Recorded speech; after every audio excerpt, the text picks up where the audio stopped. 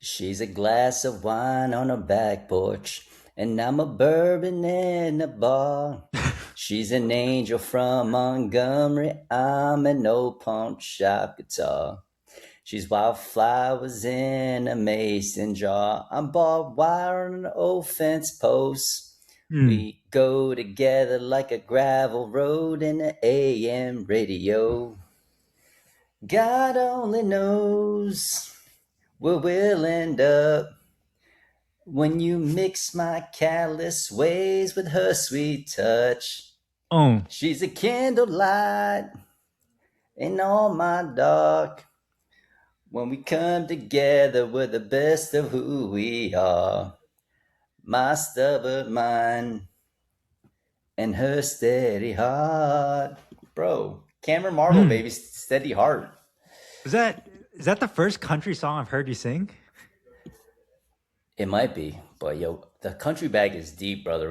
We're going to Zach Brown Band in August. You Oh know, hell yeah! They coming up to New York City? yeah, I got to see a concert in Forest Hill Stadium, which was like super sick outdoor venue. Hmm. And I saw him like Zach Brown Band coming to Queens, New York. Sheesh. Let's go. So You you you already guys didn't know. when you guys went to school down here in Florida. You guys didn't get introduced to any kind of country. No, Christy listens to country. I listen to a lot of country, actually. Oh, okay. Yeah. You just sang some other shit the other time where I'm like, yo, what the fuck was that? But Diversification of music, baby. all the class, I like my chicken fried. Cold beer on a Hey, Friday night. yo, I need a Tacoma, brother. I need you do. a Yeah, lift Tacoma. lift the Tacoma. There's an Asian country artist. I have no idea what his name is, but I've seen him a couple times on Instagram. But yeah, he's just like kind of tatted up, and he's just like he's Asian, and he just has like the deepest like Southern country accent, and it just sounds like straight up country. It's so cool. Is this Travis Yeehaw? It might be. I have no idea what the guy's name is, but I was like, "Wait, yo, we got an Asian brother out here cranking out some country, baby. Love it." Oh, I'll have to find. Yeah, they got a couple, man. Seeing the Asian brother with a U.S. flag behind him and him ripping country music, like We are my here, guy. country unifying all stereotypes, baby. When if this guy named Cody Hibbard, he's got an American wife. He's got a cowboy hat on. Got some little tattoo action. You got the waves in the back. Not a single kimchi or kimbap to be found. This man different. This man is different. That's what's up. What's new in your hood, man? Oh man, too much, too much. I think we're just like it's been a crazy couple of weeks, but we kind of knew that it was going to be crazy, which is why we took that all inclusive. And now we're about to sprint, and we had a fairly chill start to the year. Things were moving steady. Everything was growing. But yeah, I think right now what's new in the hood is like we're trying to finalize our space. We got lockers coming in tomorrow. Let's go. Some more flooring tomorrow. They didn't send the right enough amount of flooring. The turf is coming this week. So that's dope. And then yeah, I got 30 ads scripted, ready to fucking launch. So we're we're currently at about like 20,000 in ad spend, and For we're the month, probably last 30 days. yeah last 30 Let's days a go. little bit Hell yeah. a little bit over 20 by the end of this week, probably closer to like 23. But if we're trying to get to our projected numbers by the end of the year, make sure like everyone's full, like we're probably going to be spending closer to 40 to 45. So I just need to have an obscene amount of creatives ready to go. And then the other thing is like, as Peter and I are diving into like more and more strategies, I'm like, it's not just the practice, right? It's like we're figuring out ads for go-getters. Moment education, straight up, still all organic because we do well with that. But eventually, that's going to be something where we run ads on that too. So yeah, Love it, man. turning into fucking Got CMOs out here. you know it, baby. Guys, listen. Andy right now is trying to build out a full ass clinic. Right? He's building shit, and he still has time to go out there and film 30 freaking ads. All right, so none of you guys should have excuses not to film any kind of ads. But dude, what's that theory where it's like, I can't think of the name of it, but it's like the more you understand something, the more you realize how much you don't actually know of this one concept. Fuck, it's I know what you're talking about. Yeah, but that's basically what it is with ads, right? It's like Dunning Cougar. Dunning Kruger, yeah, where like the at the beginning you feel like you know everything, and then the more you actually understand the concept, or the more you understand this one specific idea, it's that you realize, hey, it expands into like a whole bunch of shit you actually still don't know yet, and that you can still kind of understand. But yeah, that's I mean I think that pretty much sums up ads. You know, like me and you, we've been running ads for about 2 years now, and we still have like so much new shit we can learn every single day. Dude, it's like thinking that you had this shit like all figured out, right?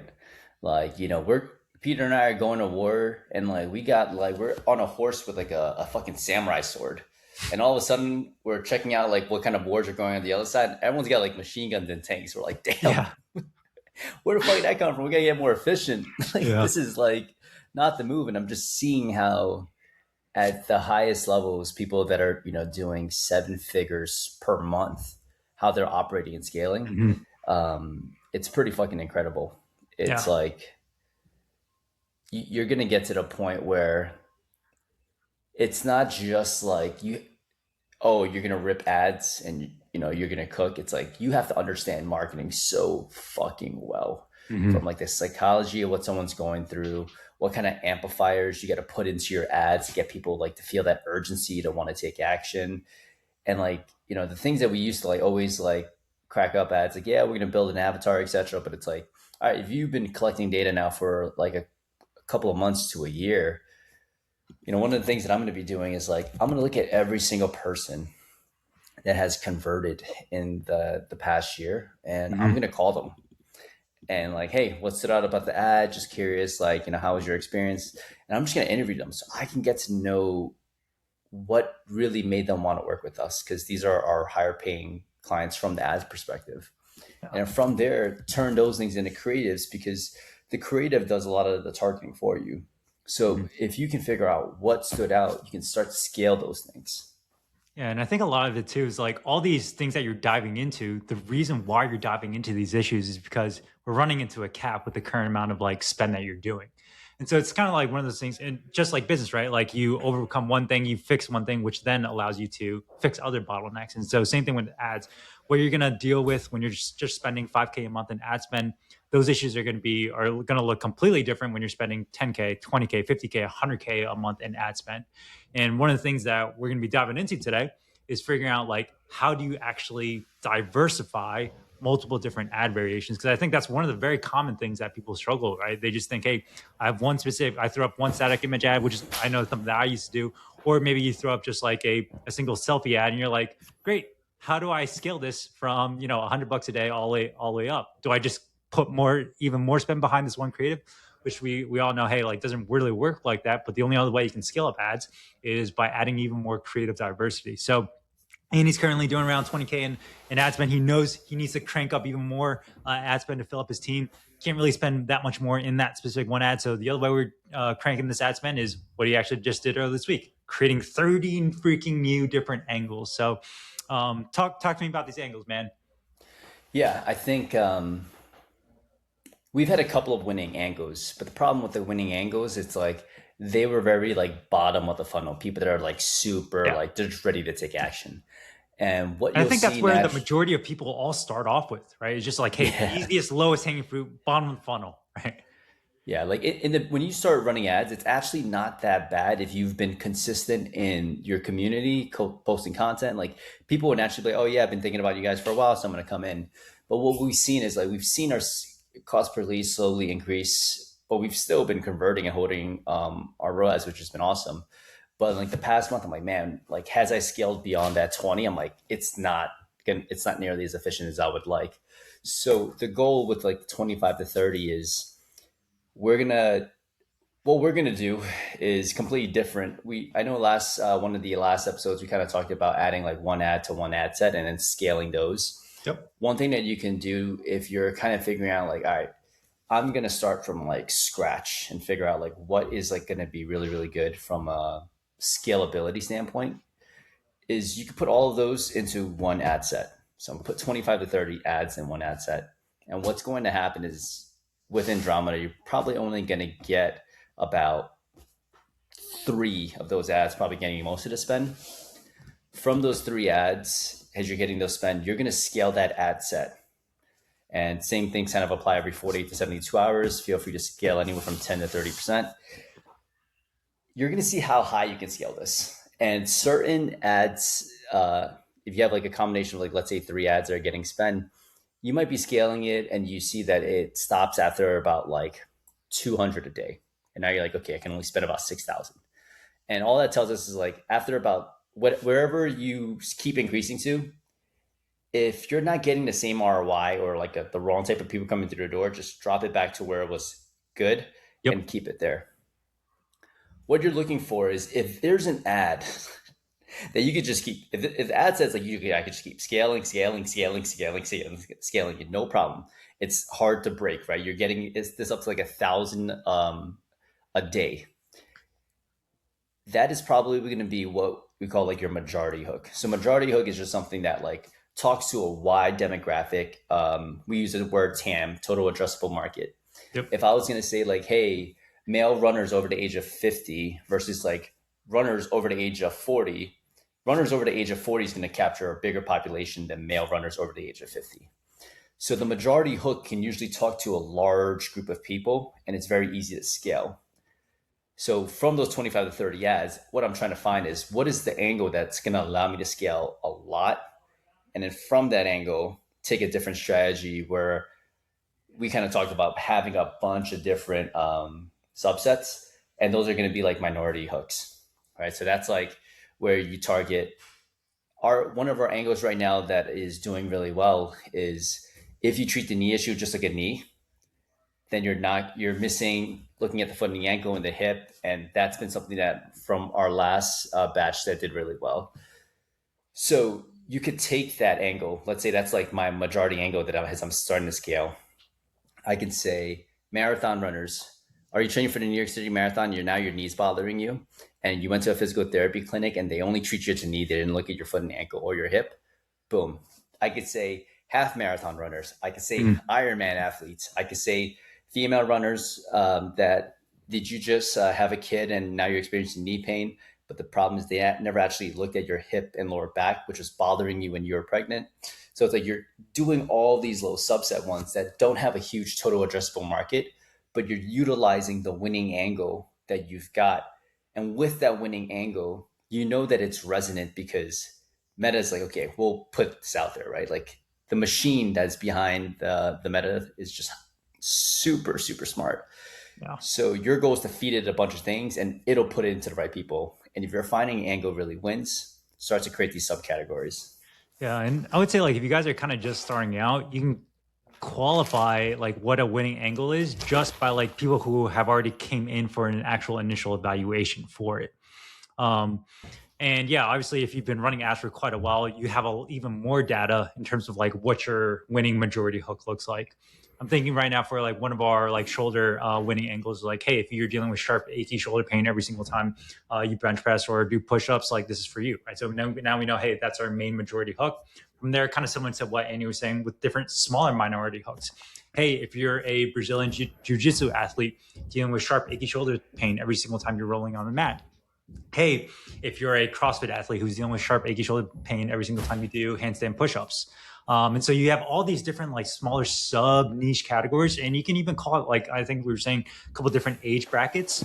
You can go age brackets. You can go different demographics of different activity based on a specific body part. So, and I think especially too with like the help of AI and Claude now, you can definitely find multiple different infinite like smaller pools. And with Andromeda and how the Meta AI update is, like it will go out and find these subset of people. But yeah, once you kind of like exhaust your kind of bottom of funnel pool, which is usually like your lowest hanging fruit, that's where you got to kind of move up the chain a little bit to people who are a little bit less aware, and that's really where kind of these like smaller minority hooks come in handy. I think when you think about the minority hooks, um, someone I'm learning from, he had a really great analogy. Sometimes you're picking, right? You're mining, and you're mining for oil, which is like a non-renewable resource. Other times you're mining for a geyser, right? And the geysers are filled with springs, and as the spring pours water into the geyser, and there's too much pressure buildup, it's going to explode, and water is going to come into the air. When you're mining in like oil, it's a non-renewable resource. There's not a lot of replenishment coming into there versus the geyser. It's like once you hit the geyser, you can use that water forever as long as you don't use so much water that it leaves it empty. Mm. That's like when you think about it from a geyser analogy. Let's say Peter says something about like a BJJ athlete with shoulder pain. If there's 4 BJJ gyms in the vicinity of where his clinic is at, that's more like an oil aspect, right? Like you might be able to run that for like 3 months and then it's done Mhm. because there's not enough people joining jujitsu gyms. Whereas let's say you said, "Hey, are you over the age of 40 and now your shoulders are achy and like you have pain every single time you bench and do push-ups?" That's a replenishing thing, right? Because people are always turning 40, so they're going to be able to be more resonant with that kind of messaging. So it's always kind of considering like how scalable is this? How much of this addressable market is going to get refilled with new clients? If it's not many, just set your expectations that it's not going to be that scalable. But if you're hitting an age range, that's pretty scalable. If you're hitting a sport that's getting really popular, like pickleball, that's going to Mhm. be more scalable. Yeah, and I think a lot of it too will vary based on the area that you're in, right? So if you have if you're in a much smaller city, your total addressable market is much smaller. So you probably have to move up the chain a lot faster. Whereas like if you're somewhere in New York City, you probably have a little bit of a longer time frame before you kind of fully exhaust all of your like bottom of funnel demographic. Aside from kind of like adjusting the different hooks, right? Because hooks are really kind of just like what you say, the actual copy. From there, you also have the actual visual aspects of the ad that you can swap in and out to actually get people to engage a little bit differently. We've talked in the past about static images. We've also talked about like selfie styles. You also talked about like B-roll with static images or with static text of just B-roll videos of your clients in the gym going through different activities. Aside from that, we've also been testing out a couple of different other variations. One of them is really just a simple kind of like compare contrast. So you have like we've had one PT stand on the left, one PT stand on the right, and then one PT will pretend to be like somebody who goes through the traditional route that everyone goes through with shoulder pain. Everything they've tried. Oh, I've tried rest, ice, injections, and the other person is basically kind of just like playing along in a skit of like, oh, well, that used to be me until I found Motion RX. And this is what I kind of ended up going through. And so it's kind of just like a identity contrast of like what one person used to do for shoulder pain versus what somebody who had shoulder pain who did go through that, but now went through kind of like our approach and now actually got results. So it's kind of just like skits, right? That is something different that we've been testing out that has done fairly well. Another one is just testimonials.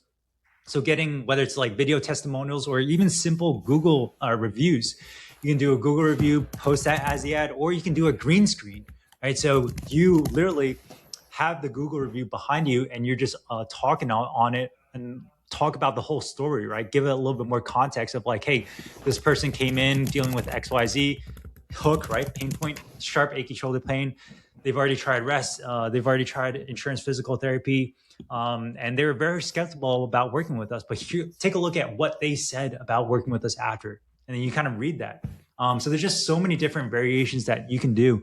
I'm trying to think. Another one is that we tested out is kind of what we refer to as like an inception ad. So an inception ad is you take your winning ad that has been running for quite a bit of time, you put that behind you, and then you let it run for like the first 3 to 5 seconds. So for example, like Andy's probably going like, all right, hey, New York City runners retired dealing XYZ. So you take that video, you run it for 3 to 5 seconds, and then he's going to pause it. And now he's going to green screen. He's like, hey, you've probably seen this ad before already a couple of times. Well, let me actually walk you through a couple of the response and results that people have actually gotten from seeing this ad and coming in. And then now you read off like either a couple different Google reviews of people that have come in from that ad, or even better, you take screenshots of actual existing clients who have commented on that ad itself. It's pretty cool. So like we'll see our ad rolling and then we'll have existing clients or past clients that comment on it and be like, oh my god, like this was the best experience ever, like highly recommend Motion RX, like they helped save me from shoulder surgery. And then you can literally screenshot that and read that. Hey, check out what this one person had to say about this one ad. Now the majority of you might be thinking, hey, is this a scam? Like this is just like a random video that I'm seeing on social media. Is this even legit? Well, let me read you some of the results that live people have actually gotten from there. And so all these things are talking, you can all have it revolve around the same hook, but they all present it in a different visual format that are different that can get people to kind of engage in. And then you take that, you multiply that along with all the different minority hooks, and that's where you can really have like infinite ad spend of infinite different ad variations. I'll leave you guys with one more. So a lot of what we'll do is when people are coming in on the actual initial assessment, we'll take a video of them going through kind of like the actual assessment. Hey, raise your arms up, or maybe do a split squat. Cool. What's your pain levels with that? Right? They give you a number. You go through the treatment and the intra-session change, and then you record them again after, and it's all them just verbalizing. Oh wow, that feels a lot better. So we're already getting intra-session change, but all we're doing now is we're just documenting it, so that way people can actually see, hey, what are actually people saying in real life whenever they come in for this initial offer. And now you can take that and run that as hey, you can expect to see everything that they're saying here when you come in for this one offer. Dude, the amount of creativity and the cool part about this is like when you show up in a lot of different ways, it's actually really great because like people will be like, wow, like I feel like they must be legit, right? Because they can sometimes attribute the same video to the same video. But you'll see like, oh man, here's Peter talking in a black shirt. Here's Peter talking in a white shirt. Here's Peter talking on a whiteboard. Here's Peter. This person obviously knows their shit. What you're gonna see, find out is like repetition is a mode as well. As you start Yeah. to scale your ad spend, your ability to keep showing up in front of someone, if you're able to spend more than someone else, is gonna make you feel like a fucking billboard. Except this billboard lives in your fucking pocket. Yeah. Imagine like you're just constantly in front of somebody. I the only thing that I would be testing as well, similar to what Peter was talking about, is like trying to see like what are these like very popular ways of creating content currently. So we're gonna play like a tiered list format, right? Where it's like, hey, New York City runners, if you're dealing with knee pain, I'm gonna be talking, breaking down like what are the best tiers for knee exercises. And at the end, it's like, hey, if you want to get the guesswork, you want a plan that's like blah blah blah, book a $97 evaluation here. Another one that I'm gonna be doing is we show up on Reddit, and the cool part about Reddit in New York City, it's like there's a shit ton of people. So we have a couple of posts about moment on Reddit. Same thing Peter say. I'm gonna rip a green sim like, hey, New York City runners, we're on Reddit. People fucking hate everything on Reddit, but we've got nothing but good things to say, right? So it's kind of like where else can you layer in that social proof? um, Similar one will be like this, like we have like our Google reviews chat widget, yep. and I'm gonna be like, we have this many Google reviews. This is what AI has to say about our Google reviews, and I think those little things where it's like, wow, it's good on Reddit, it's good on Google. They post content. It just keeps adding and compounding. It's just all it is. Yeah, we're just adding even more rapport, trust, that we're actually legitimate. Because that's the biggest thing between like cold traffic versus like warmer referrals, word of mouth. Warmer referrals, they already know, like, and trust you. Cold traffic doesn't. Whole point of these different ad creative variations is to help increase that level of trust and rapport. Another thing that I just thought about, Andy, you've got probably like 3 or 4 videos that are probably like 45 minutes to 60 minutes long of you going through a full on like session with somebody for like knee pain or runners, right? Or on the actual assessment. So you could probably even take that and run that as like a long form ad. It's like, hey, if you ever thought about what it actually looks like to actually work with us, this would probably work really well for like a retargeting ad. So somebody who already like has seen your stuff and it's like, okay, well, I want to know more about what does this actual session look like. They talk about it's so different. Well, bam, let me show you like in real life, like what it would actually could look like when it comes to one of our runners that have come in for, was it like shin splints, I think was one of your case studies that you did, like 60-minute long treatment session. Yeah, we have one shin splints. We have one with 2 ACL tears Yeah, and dude, fire. a meniscus tear running a 128 half or something. So it's like Yeah. there's definitely that's a great idea. Like just splicing it up into like a 45 to 60 second clip and running that has a retargeting, because that's the other thing, right? It's like there is the actual ad just like the general ads, which are more like direct response ads because you're wanting them to take action. Then you can create a bunch of ads that are supporting those direct response ads. So if Peter was to, let's say, create, Peter's been looking at ads and he's visited my website, visited the Instagram page, maybe even liked a few things. You can create a completely separate campaign that sends ads to people that are warmer. Yeah. So how does that change? It's similar to what Peter said, right? It's like the message is different. It's like you've probably been on a fence about working with Moment, and then they're going to be like, "How the fuck did they know?" Because I said all these. So you've been on a fence. Well, here's what it looks like to actually work with us. You've been on a fence, and I'm going to show you, like, walk you through a tour of our clinic and why this is the best fit for a physical therapist. So it's kind of like adding all of these little nuances where people might have questions in their head. But if you can answer these questions before they even get to ask you anything, you're building that rapport. Yeah. Love that. Dude, I just had something that I just completely blanked. I was thinking like 3 steps ahead. Yeah, there's another. Yeah, Oh, oh, go sorry. go for it. I got it. Yeah, yeah.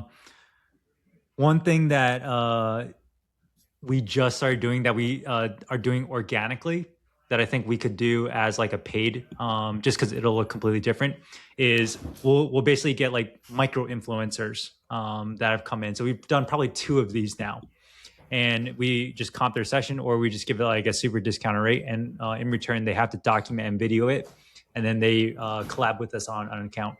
But it's basically people coming in documenting, hey, what am I getting? Like come with me to a shoulder assessment at MotionRx, and then they'll chop it up and edit it. You post that organically, so we get views from both accounts. But from there, same thing, right? It's just another person's viewpoint on what does the actual assessment look like, and then we take that and then we run that as an ad. The reason I was blank, I was like, dude, I just thought like this is actually a really good idea that I'm going to go ahead and test right after this too. Dude, I'm literally what you said about the session previews. I'm going to be running, I'm going to get our editor to cut a bunch of those clips and just put those as retargeting ads. Like, you know, half marathon runner with 3 knee surgeries, getting back to 134, 130 marathon. Just like putting so much social proof. So it's just like, holy crap. I only have 1 knee surgery. This guy has 3. Like, but yeah, this And is he's able to like run a the, 128 half. Well, shit. yeah, I know I Um, can't even. I'm helping people do things I can't do yet. uh, Another thing too, we talked a little bit about like some of the nurture sequences for people before they come in.